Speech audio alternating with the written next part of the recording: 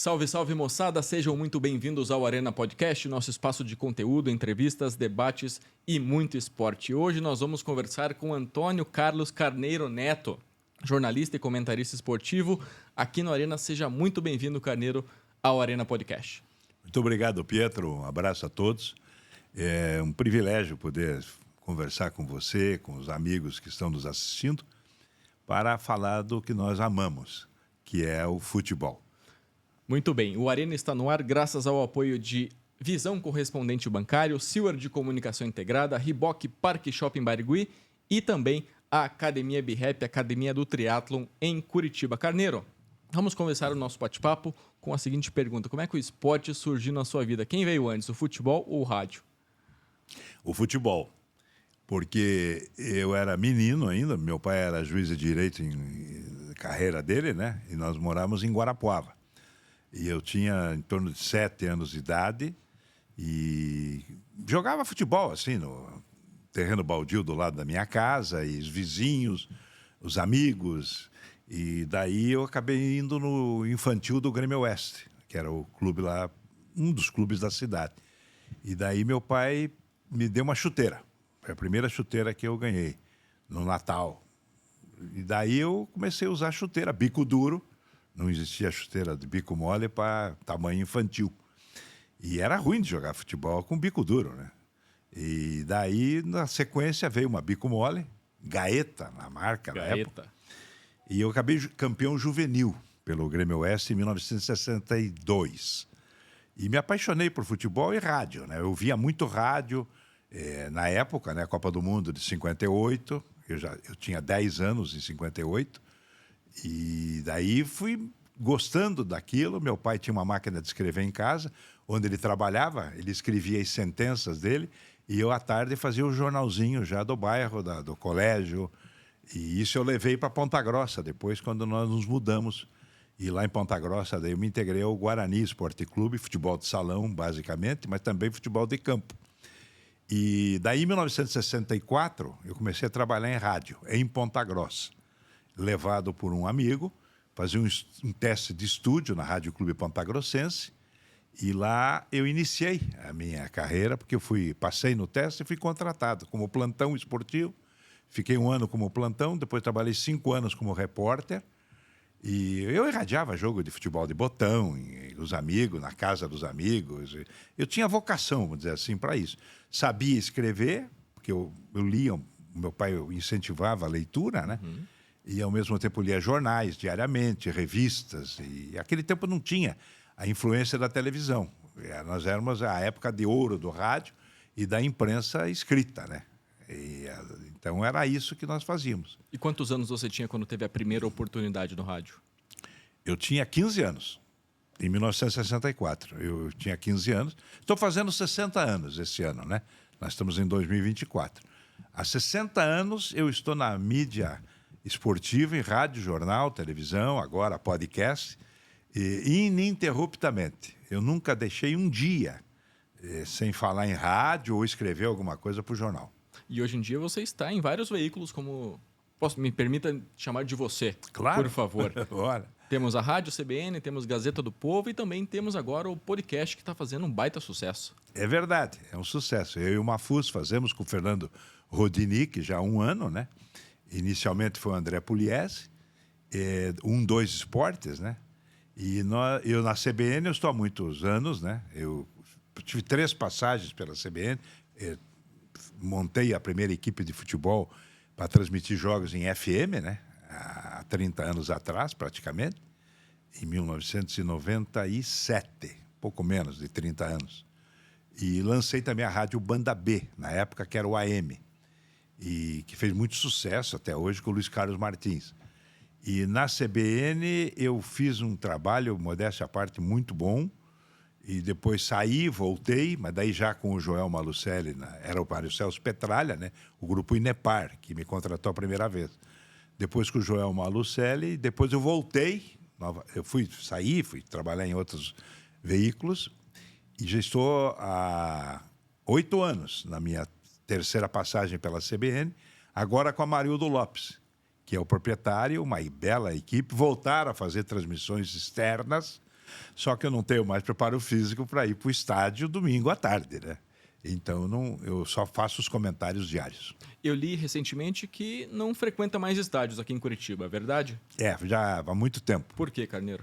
Eu perdi completamente o elo, né? Se você não tem... Porque eu sempre fui profissional, né? O pessoal pensa, eu gosto de futebol, eu prefiro Liga dos Campeões, o Prime League, né? Campeonato Espanhol e tal.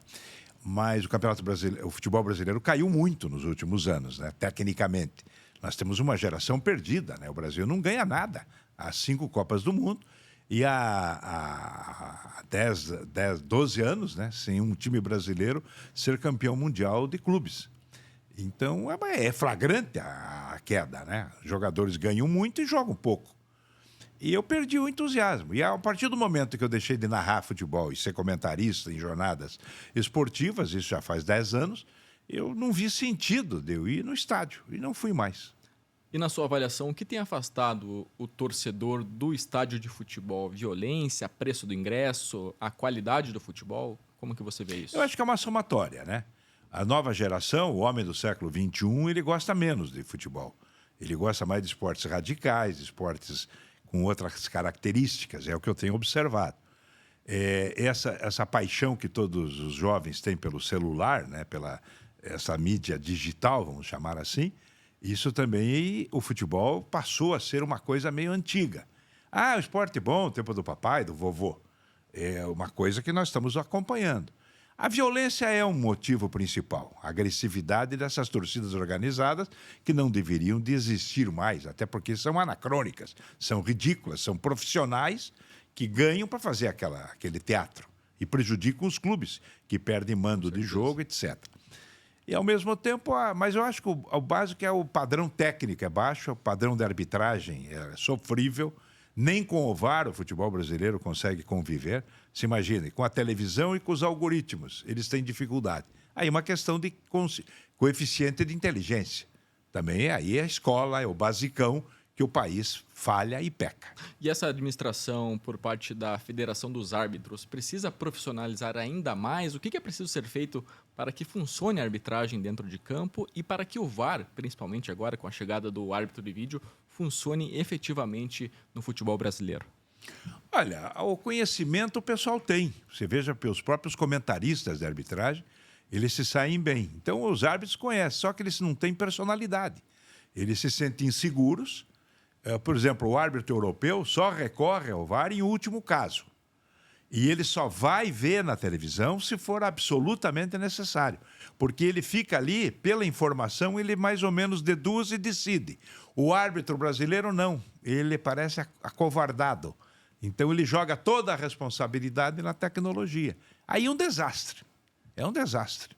O tempo de espera, tanto da televisão quanto dos jogadores, também é um absurdo. 5, 8, 10 minutos, às vezes, para decidir uma marcação de um pênalti, ou de uma falta, ou de um cartão. Isso atrapalha totalmente o jogo. Sim, falta de personalidade, falta de atitude, né? Falta de ter conhecimento da sua decisão. Assumir. Ele tem que assumir. Se ele apitou, tudo bem, o VAR avisou. Não, o pênalti houve. Está resolvido. Não, ele tem que ir lá, tirar dúvida e se sente pressionado. Aí alguém do VAR dá um pitaco errado. Aí a coisa se complica. E nós estamos vivendo um momento de graves crise.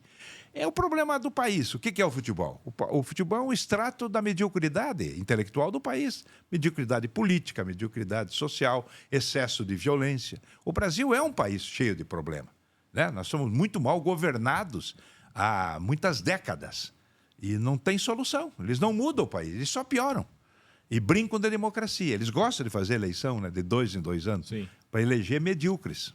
Exatamente. Falando sobre fatos, notícias factuais do momento, na sua opinião, paralisação no futebol brasileiro por conta da tragédia no Rio Grande do Sul deve acontecer, não deve acontecer e por quê, Carneiro? Não tem nada a ver, né? A tragédia está localizada no estado do Rio Grande do Sul. Então, dos times que participam da Série A, são 3, 17 clubes, não tem nada a ver com a enchente do Rio Grande do Sul. Nenhum time gaúcho está na Série B. Eventualmente, poderia parar a Série D, que parece que tem os 5 times gaúchos, ou algo semelhante. Agora, existe a política. Política da pessoa querer se exibir, O Cartola é exibido. Agora está havendo um movimento de paralisação. Não tem nada a ver, gente. Isso aí, se Deus quiser, vai passar. Né? Mas 15, 20 dias, o clima muda, vem o sol e a vida segue. E os governantes continuam incapazes, gastando dinheiro e não resolvendo os problemas infraestruturais do país. Nós não temos estrada, nós não temos ferrovia, nós não temos sistema viário competente. Nós não temos nada nesse país. É uma farsa. Mas, em todo caso, você vê aquelas figuras horrorosas, presidentes, ministros e governadores. Coitadinhos. Eles têm que respeitar o povo, né? Exatamente. Como ficariam clubes como Juventude, Grêmio e Internacional nessa situação? Imunidade para rebaixamento? Como é que fica essa situação nesse contexto? Aí eu não entro nesse detalhe, né? Aí temos que ver o dia a dia, né? Eu acho que se tudo voltar à normalidade nos próximos 15, 20 dias, eles têm condição, vai ficar um pouco apertado o calendário, evidentemente, de repente pode até atrasar o final do Campeonato Brasileiro, né? Vamos oferecer a eles também condição de recuperação física e técnica, né? Numa readaptação, numa outro tipo de pré-temporada, algo semelhante. Então, o Campeonato Brasileiro, ao invés de terminar em dezembro, terminaria em janeiro, mais um mês. Enfim, são decisões que, com o mínimo de inteligência, raciocínio e bom senso, você resolve. Infelizmente, prejuízo haverá em relação ao calendário. Mas aí não tem como. Não tem, aí não tem como evitar, né? A catástrofe é muito grande, foi muito profunda, muito extensiva. E é evidente que vai ter sequelas no futebol. Com certeza. Falando sobre os nossos clubes aqui, Coritiba, Atlético Paranaense e Paraná Clube, como é que você viu o momento do Coritiba na Série B do Brasileirão? Olha, o Coritiba, ele estava quebrado, como o Paraná Clube quebrou. Como o Botafogo, Vasco, Cruzeiro, Bahia, os times que adotaram a SAF, eles estavam quebrados. E eles viram nessa lei da Sociedade Anônima do Futebol uma válvula de escape. Só que eu sempre falei isso, desde sempre, ela não é a solução. Ela pode quebrar o galho no momento quando você pega as dívidas, transforma as dívidas, o pagamento das dívidas a longo prazo, 10, 15 anos, dá um pequeno golpe nos credores, a lei propicia isso, que é lamentável, e ao mesmo tempo vem as promessas. Né? Então, eu acho que o Paulo Autori foi muito feliz na sua coletiva de ontem. Ele disse que a SAF não é a solução de tudo, e não é mesmo. O que é a SAF? É um grupo de empresários, ou um empresário, que quer ganhar dinheiro em futebol. O empresário visa lucro, evidentemente. Ele visa lucro. Eu acho que é um erro ele pensar que vai ganhar dinheiro em futebol. No futebol brasileiro, não ganha. A não ser que revele um Vinícius Júnior, um Hendrick, um Vitor Roque a cada ano, que é muito difícil. Porque todo o dinheiro que é captado pelo associado que paga, pela renda do jogo, pelo patrocínio, pela publicidade no estádio, pelas verbas de televisão, streaming, etc., isso aí gasta, pulveriza no dia a dia, na gratificação, enfim, na toda a logística do próprio futebol. Eu, se tivesse 1 bilhão, por exemplo, para investir, eu jamais investiria em futebol. Investiria no agronegócio, em soja, fabricação de drone, carro voador, algo assim. Eu não vejo inteligência de negócio investir no futebol brasileiro. Se diz, mas o futebol europeu deu certo. Não, mas é outra coisa, porque são países árabes, né? Kuwait, Arábia Saudita, República Árabe. Esse pessoal tem interesses políticos, econômicos, de imagem, né? Talvez até se o dinheiro que eles ganham no petróleo, né? Eles destinassem a acabar com a fome na África, nos países da América Latina, fosse mais digno. Não, eles querem pagar o Neymar, 2 milhões por dia. Eles acham bonito isso. Vai entender o ser humano, né? Então é complicada a cabecinha dessa gente. O humano não é fácil de entender, viu? Não vai pensar, Exatamente. Não. E a gestão do senhor Carlos Amodeu à frente da SAF do Coritiba, ele vem sendo muito criticado por conta das más atuações ali nos bastidores do time do Alto da Glória, né, Carneiro? Ele não tem revelado muita capacidade, vamos dizer assim, de ordenamento das coisas. E o ano passado foi um desastre, né? O Coritiba contratou jogadores que já haviam até um deles, um espanhol, que já havia abandonado a carreira. Parece que era cantor popular ou algo assim, rap, pop, sei lá. Eu não lembro o nome dele, se você lembrar. Ex-Real Madrid e ex-PSG? Esse aí. Algo assim. Aí tem um tal de, como é que chamava? um grego, né? O grego Samaris, Samaris, até que era... volante. Não era o centroavante que eu achei. Centroavante espanhol. Que eu achei me o lembro. menos ruim deles. Aí gastaram esse dinheiro inexplicavelmente, e o autor das contratações disse que nem o Messi resolvia o problema do Curitiba. Não, amigo, isso é falta de competência de gestão. Escolheram mal os treinadores, mal os jogadores contratados e gastaram a verba. José Rodrigues, o espanhol. Não é isso, é um outro nome. Mais um. É um centroavante. É um nome meio... Islam Slimani, Esse aí. o argelino. Argelino. Argelino, exatamente. Eu confundi com a Grécia. Né? Os gregos que me perdoem. Esse rapaz, ele até era bastante razoável, mas também foi lá... foi jogar na seleção da Argélia e não voltou mais. Muito bem. Está na Bélgica. Aí eles tiveram a chance de refazer o erro depois de cair para a Série B. Quer dizer, eles assumiram o time na Série A, porque o Curitiba teve péssimos administradores. A exceção foi o Renato Folador Júnior, que lamentavelmente faleceu, e o seu vice, o Juarez Moraes e Silva, não pôde continuar por questões pessoais de saúde. Os demais, nos últimos 10 anos, foram desastrosos, como foi a gestão do Paraná Clube. Um clube quebra por má gestão, por excesso de gastos, etc. Pois eles conseguiram errar de novo. Né? Aí apostaram na intertemporada, foram eliminados esse ano na Copa do Brasil e no estadual, e ficaram 30 dias bancando o Guto Ferreira. Olha, se você banca, você tem convicção. Não, é meu técnico, meu programa é esse, meu planejamento é esse. Não, na terceira rodada mandaram o cara embora. Aí eu concordo na crítica ao seu modelo, que é mau gestor. Agora ele acertou. Claro, uma luz na escuridão, que é o Paulo Autuori. E o Paulo Autuori chegou. Chegou para resolver. Vamos ver se resolve. O Paulo Autuori tem uma característica, ele é meio genial. Eu sou fã dele. Administra muito bem o futebol, só que ele, quando é diretor, que é o caso agora, ele gosta de dar um pitaco como treinador. E quando ele é treinador, ele fica de olho para ser diretor. Então agora ele está em casa. Ele é diretor, vai botar o técnico que ele quiser e vamos ver se ele salva o Coxa dessa temporada que já se pronuncia muito negativa. E será que vem um técnico novo ou não, vai seguirá ficar com o um interino? auxiliar. Vai ficar um auxiliar, talvez até o próprio James Freitas, que já fez a primeira partida e já trabalhou com o Autuori no Atlético. E quem está em alta é o técnico Cuca, no Clube Atlético Paranaense, líder do Campeonato Brasileiro. Cuca chegou para ajustar o time do Atlético, que vinha de um desastre com o ex-técnico Juan Carlos Osório. Carlos Osório, exatamente. Não, o Cuca está salvando o Atlético e a diretoria do Atlético, né? Que é de uma incompetência também. É que a diretoria do Atlético é boa para fazer negócio. O Mário Celso Petralha é um gênio, como homem de negócios, de vender com o jogador, contratar jogador, de fazer, é um obreiro, né? Ele fez o CT do Caju, fez duas arenas, né? A Arena da Baixada e depois a Arena da Copa. Então eu tiro o chapéu para ele. Só que de futebol ele não sabe nada.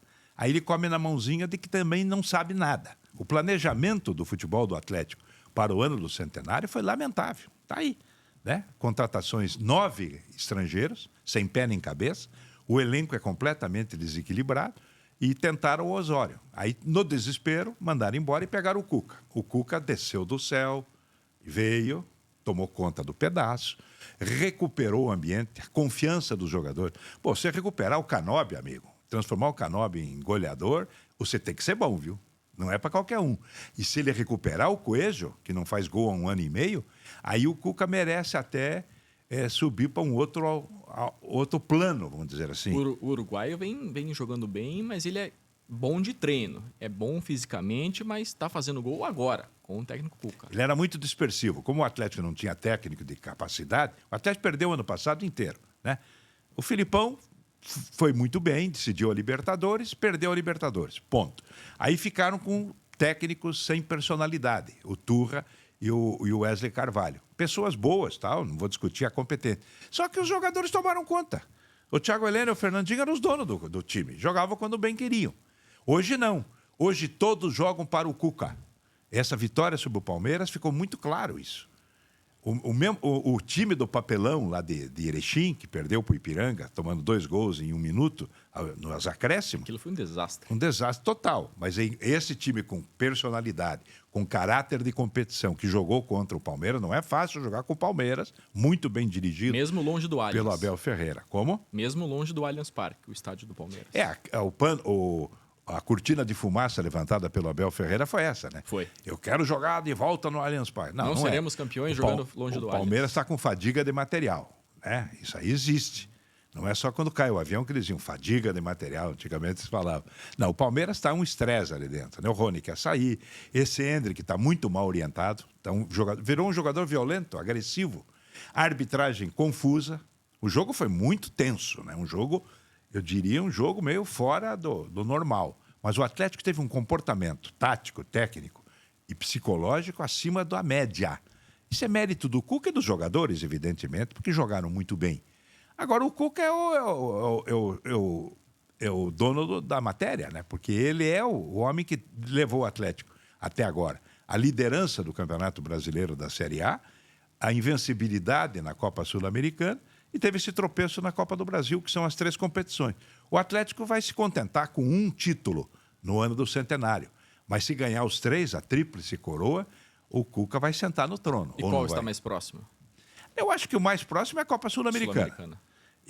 Ele vai provavelmente se recuperar na Copa do Brasil.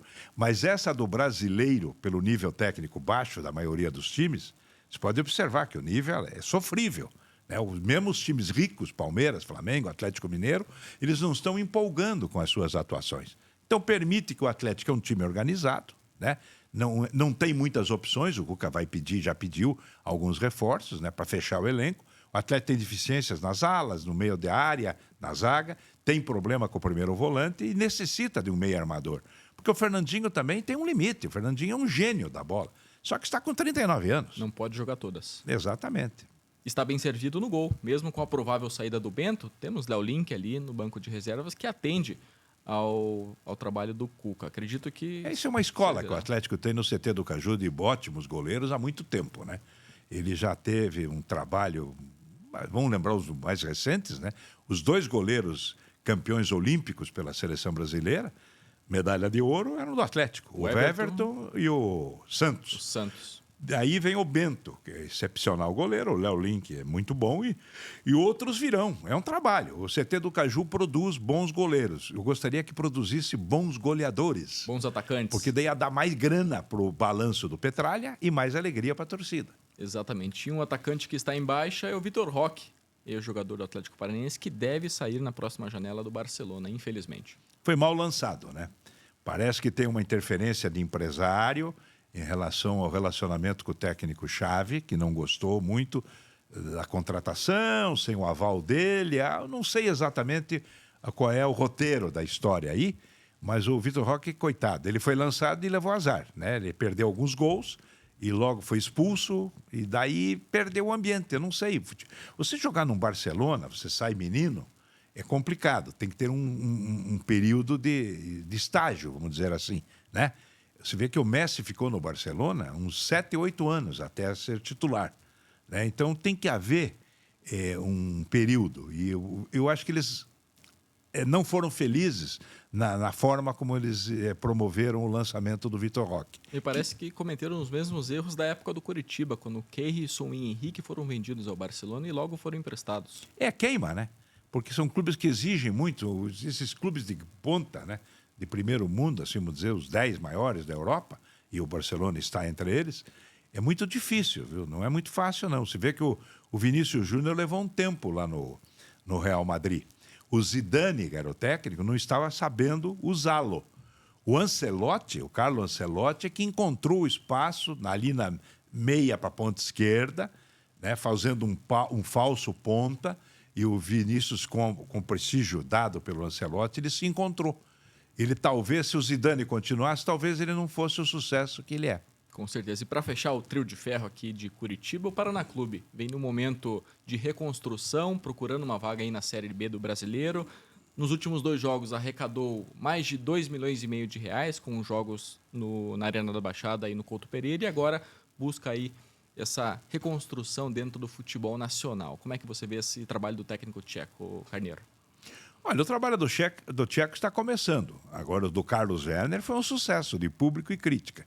O empresário que bolou essa jogada mercadológica de fazer a van-premier da volta do Paraná, resgatando a torcida, demonstrando a pujança da torcida e recuperando o amor próprio do próprio torcedor. Eu achei muito bonito isso.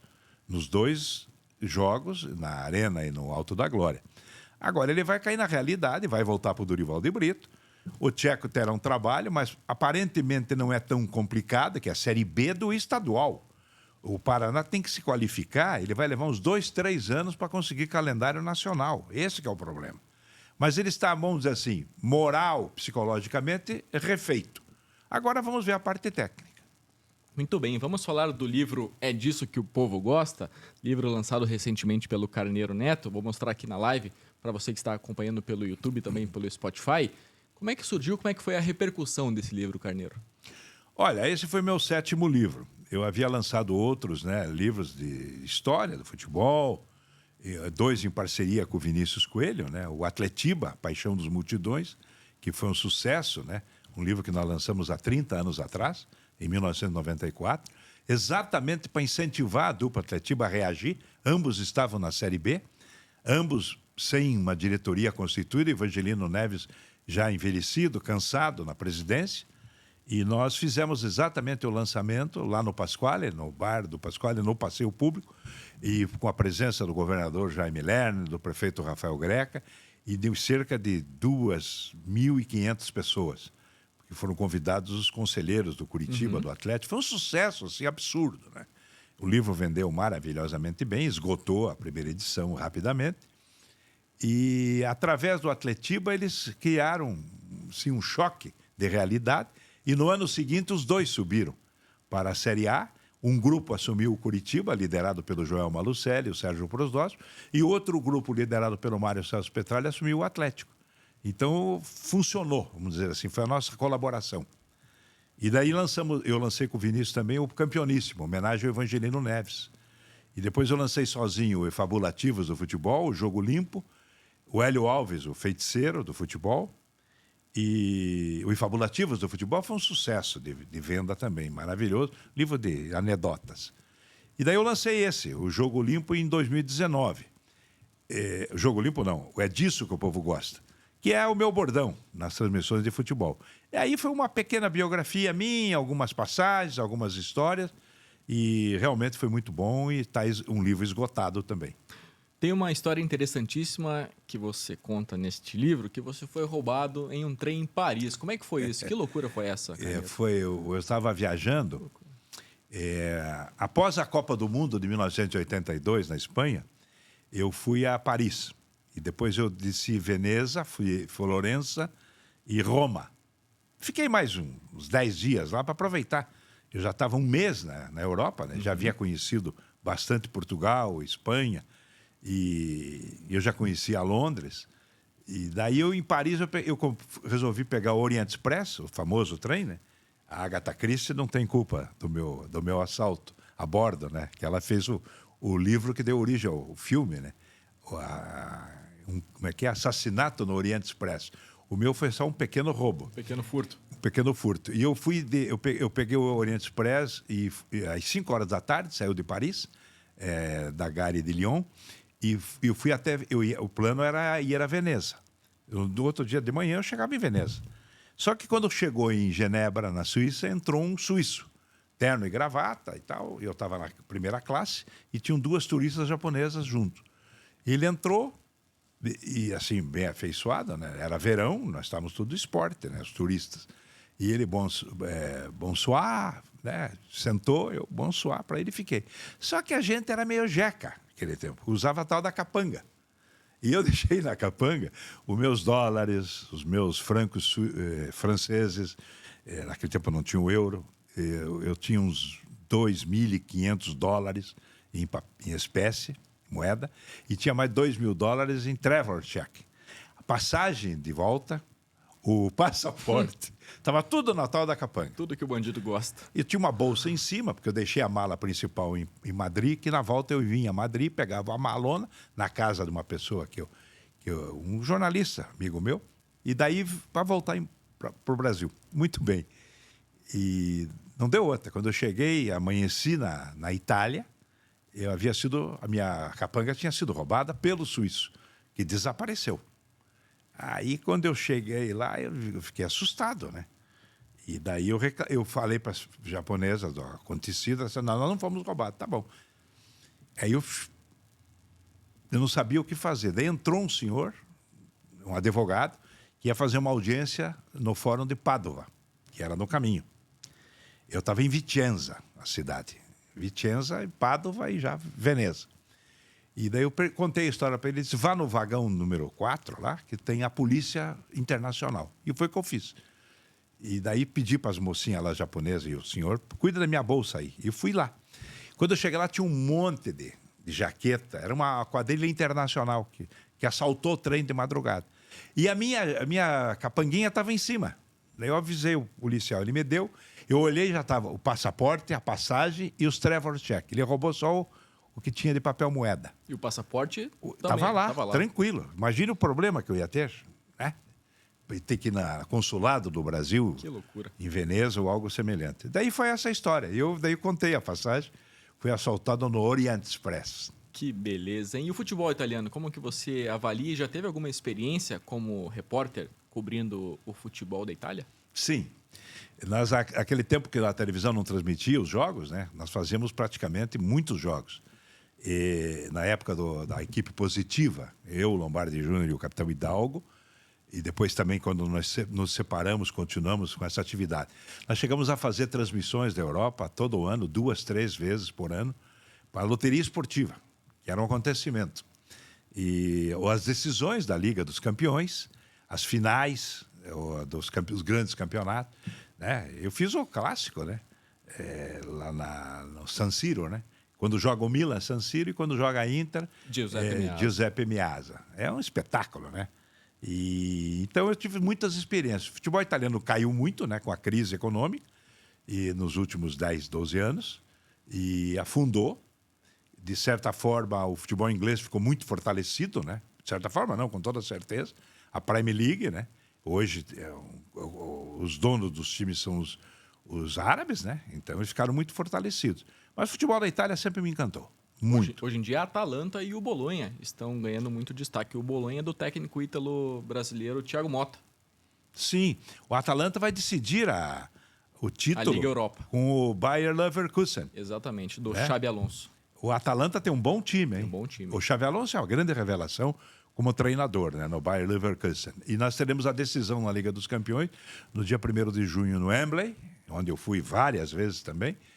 No antigo Wembley, né? Não no novo, que eu parei de narrar e inaugurar o Wembley. Daí eu perdi o embalo, não conhecia. Eu só conheci o Estádio de France, dos novos, e o do Real Madrid, né? Que eu estive lá no Santiago Bernabéu, né? O antigo Estádio Chamartín. Então, essa final vai ser Real Madrid e Borussia Dortmund. Imagine que jogo maravilhoso. Grande jogo. Palpite, Carneiro? É características de jogo diferente. O Borussia Dortmund é um time taticamente aplicadíssimo, mas o Real Madrid é um campeoníssimo, né? Um time de talento. E eu acho que o Real Madrid leva uma vantagem, sem dúvida alguma, pelo seu peso, pela camisa, pelo retrospecto. O que eles fizeram contra o Bayern de Munique foi impressionante. Buscaram ali 2 gols no finalzinho do jogo, já nos acréscimos. Não, ele foi massacrado pelo Manchester City, né? Ele escapou aquele dia. Foi um fracasso do Manchester City. Foi a derrota mais dolorosa do Guardiola. Porque aqueles jogadores do Manchester City, você veja, não adianta ser famoso e ganhar milhões. Perde gol do mesmo jeito. O que eles perderam de gol nos 90 minutos e na prorrogação foi uma coisa assustadora. Se fosse time daqui, a torcida queria bater no jogador na rua. Né? E daí ainda perderam nos pênaltis. Então foi lamentável. Agora, esse jogo realmente foi até meio pesada a derrota para o Bayern, né? O Bayern Munique, que eu conheço bem, conheço o Allianz. O Allianz de Munique, que era o antigo Estádio Olímpico de Munique, né? Das Olimpíadas. E sensacional a partida, mas pesou, né? E aquele erro do Bandeirinha no final ali foi dramático, né? O árbitro se precipitou, poderia levar o jogo para a prorrogação, pelo menos. Com certeza. Daqui a pouco eu quero ouvir a história, nós queremos ouvir a história da final do Mundial de 83, entre Grêmio e Hamburgo, Carneiro. Mas antes quero falar da Academia BeHap, a nossa parceira aqui do Arena, um centro esportivo completo com mais de 3.600 metros quadrados, natação infantil, musculação, ginástica, beach tênis e muito mais. A BeHap fica na rua Bento Viana, 609, no bairro Água Verde, em Curitiba. Como é que foi essa história, essa transmissão, essa viagem para a Alemanha, no Japão, perdão, em Tóquio, Grêmio e Hamburgo, Carneiro? Teve ali uma piada interna com os japoneses, como é que foi isso? Porque aquela tradição nossa de transmitir os jogos, né? Então, em 82, o Lombardi e o Hidalgo fizeram a final do Flamengo com o Liverpool, em Tóquio.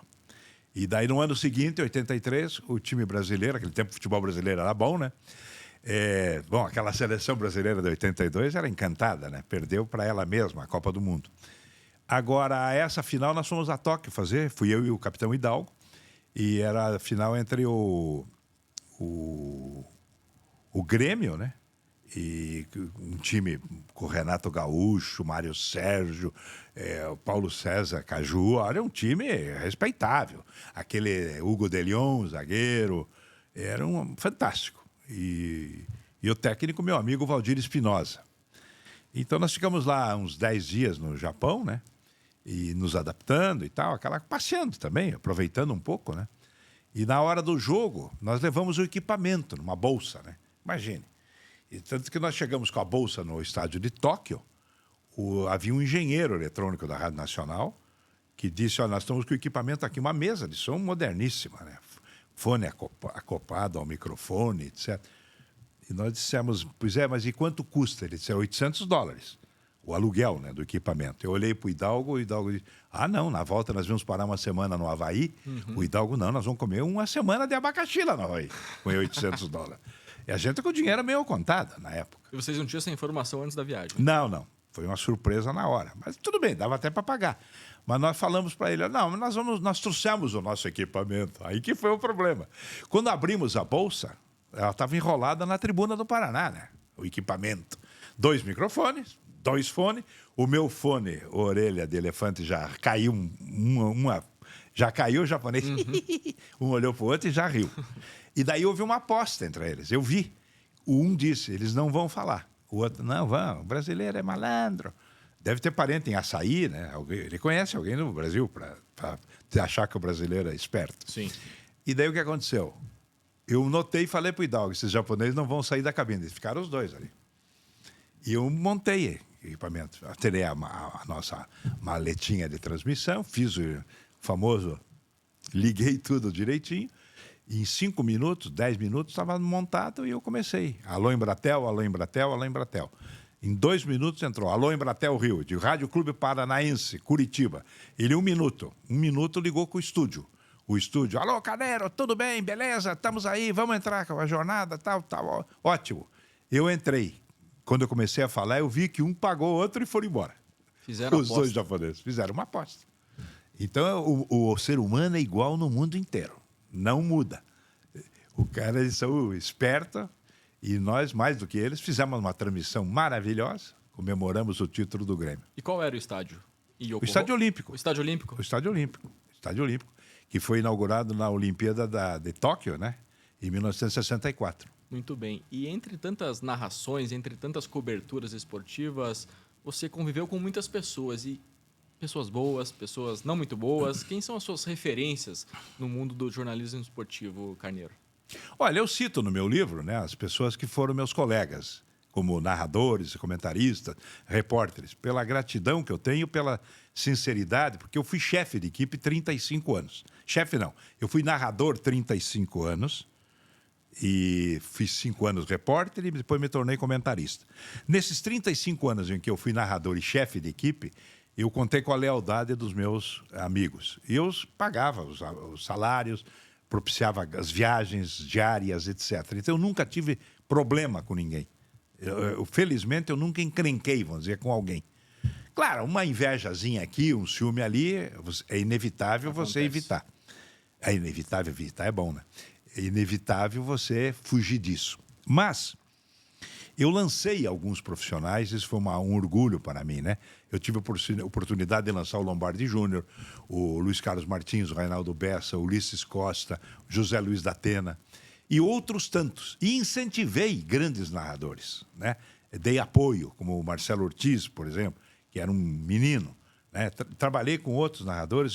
Eu aprendi muito com o Ayrton Cordeiro, o Willy Gonzer, aquela escola de narração antiga. E eu ouvia muitos grandes narradores da época. E eu conheci todos depois pessoalmente.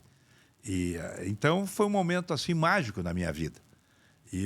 Aliás, vivi plenamente. Eu sou muito feliz por tudo que fiz nesses 60 anos de rádio, jornal e televisão, né? E televisão não, e mídia eletrônica, vamos dizer assim, que é o que nós estamos fazendo. Então, eu não tenho queixa nenhuma. Eu só sou feliz. Conheci o mundo inteiro praticamente. Fui várias vezes, né? Fui mais de 30 vezes para a Europa, para os Estados Unidos. Então, o que eu vou dizer? Que a profissão não foi boa? Foi ótima. E ganhei meu dinheirinho, comprei meus apartamentos, minha casinha na praia, aquela historinha que toda pessoa de classe média gosta de fazer. Com certeza. Tem outra história interessantíssima no livro, em que você foi confundido com um argentino em um banco lá em Roma, na Itália. Eu fui fazer um câmbio, né? Eu estava num albergo, chamava aqueles hotéis mais para turista, né? Na Via Nazionale, em Roma. E eu digo, bom, todo mundo achava que eu era italiano. Chegava nos Estados Unidos, sozinho com a minha esposa, ela fala muito bem inglês, o meu inglês é meio macarrônico. Então eles diziam, italiano. Carneiro, italiano. Chegava em Londres, italiano. Chegava em Paris, era italiano. Em todo lugar eu era italiano. Eu digo, eu estou em Roma, eu estou em casa. Eu sou oriundi. Porque o meu avô materno é Bazzo, italiano genovês. Então, eu digo, fui no banco fazer um câmbio. $200 para ficar uma semana. Naquele tempo a lira não valia nada. Né? Eu dei $200 e me deram um pacote de lira. A lira mudou com o euro, né? Mas eu cheguei e meti um buongiorno, pois eu sou italiano, no mundo inteiro. Eu cheguei, o gerente, buongiorno. Ele, buongiorno, um argentino feliz. Aí ele achou que eu era argentino. Pelo sotaque. Não tem moleza. Impressionante. O italiano é foda. O italiano, se você não fala muito bem italiano... Não. E o meu italiano também é macarrônico, né? Quer dizer, eu falo um pouco melhor italiano e espanhol, falo melhor ainda, porque eu viajei muito para... Né, os países da América Latina, eu transmiti jogos em todos os países da América do Sul. Então, eu aprendi bem o espanhol e leio bem o espanhol. E agora, o italiano, a gente dá aquela enganada, né? Como eu dou uma enganadinha em francês também.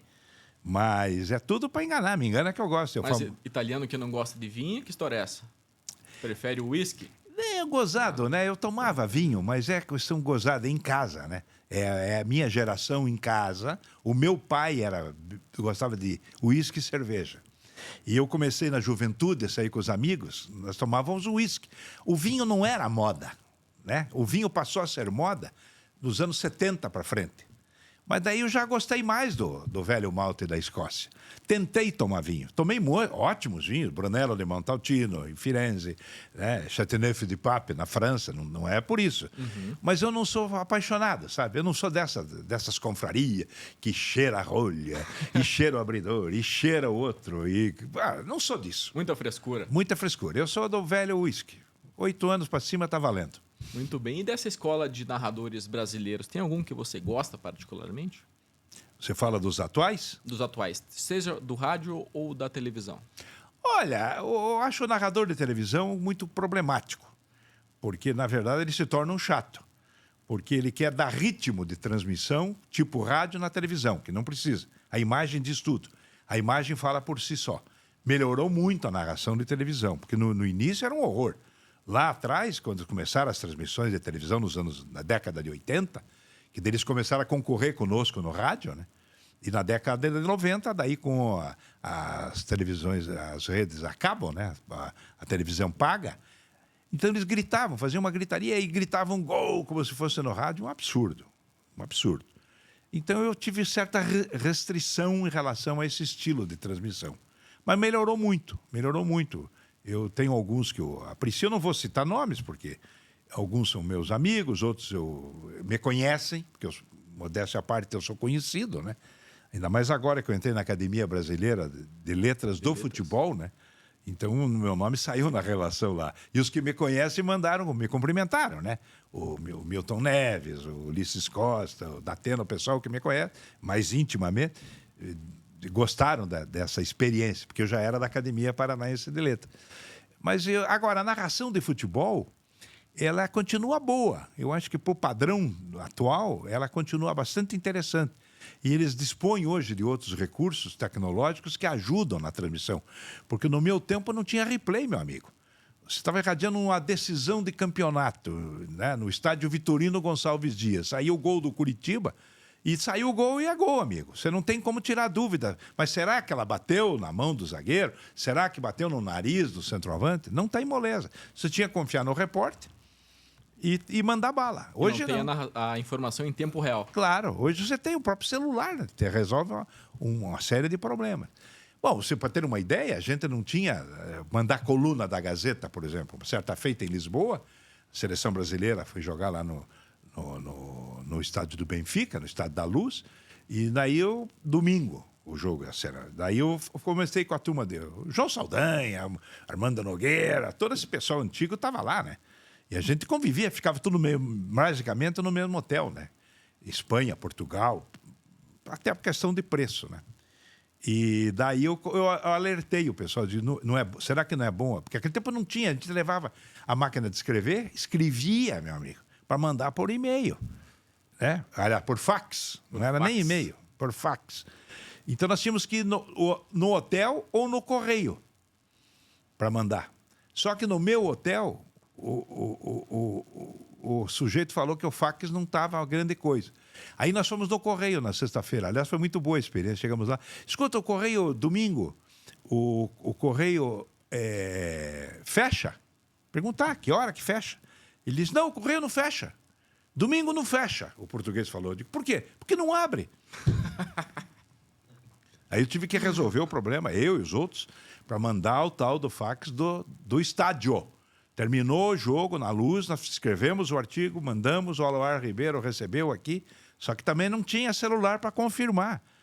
Aí você tinha que voltar para o hotel, daí no hotel tinha o recado, o seu Aloar Ribeiro ligou do Brasil dizendo que está tudo ok. Aí que você ia tomar o velho Old Par.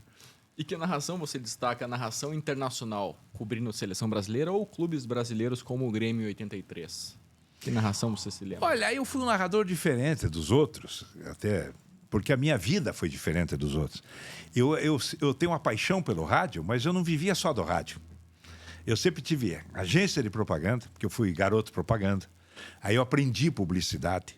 Eu fui assessor de imprensa de 2 governos, de secretarias de Estado, governo Caneina e Braga, lá na década de 70. Depois eu fui para o Tribunal de Justiça, assessor de jurídico. Fiz concurso público e me tornei tabelião de justiça. Estou há 39 anos. Então, eu sempre tive outras atividades, vamos dizer assim.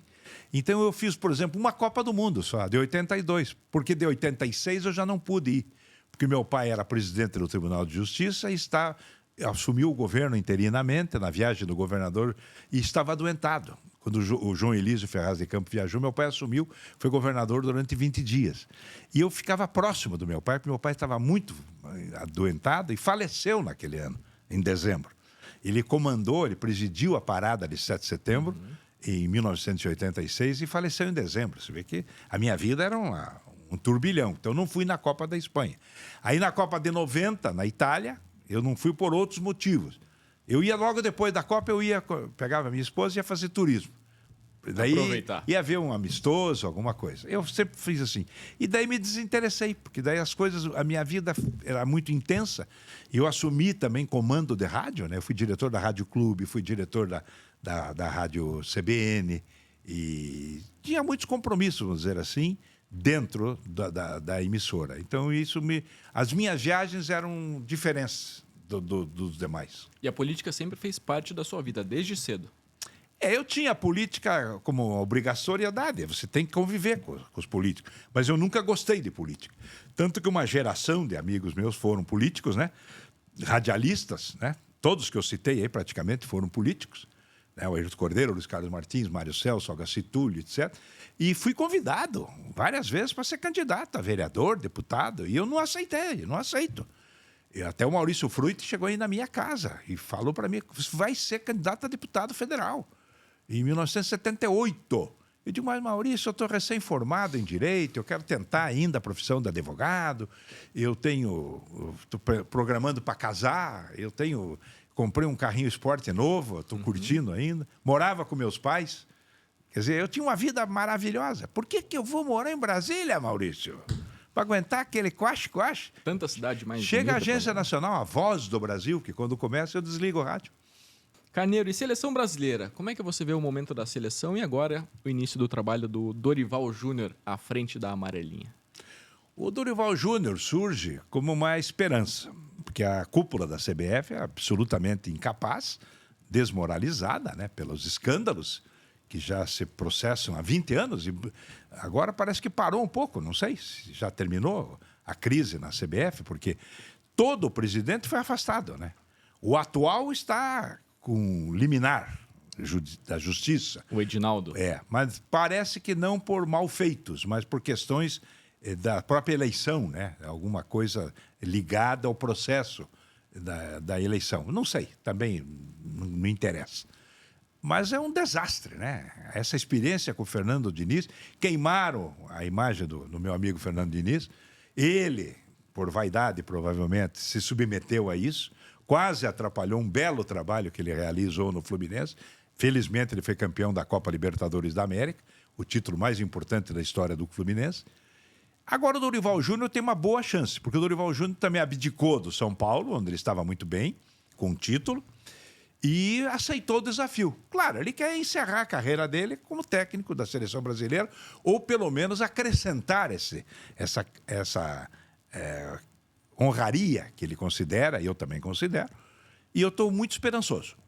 Só que ele não pode perder tempo com o Neymar. O Neymar é a geração perdida. Um jogador que não acrescenta nada. É um homem que ficou bilionário e perdeu 3 Copas do Mundo. Não acrescenta mais nada. Se o Dorival Júnior apostar, como ele está apostando, nos meninos, pela lesão que o Neymar tem, e eu acho que tem boas possibilidades. O Brasil tem muitas carências, como tem os times carência nas laterais, zagueiro do interior, primeiro volante, também tem. Só que o ataque do Brasil melhorou muito, surgiu essa geração ótima aí, né? Com o Rodrigo, o Vinícius Júnior, o Endrick, eu acho que dá para apostar. Material humano tem. Eu estou muito otimista, vamos dizer assim, em relação à seleção brasileira.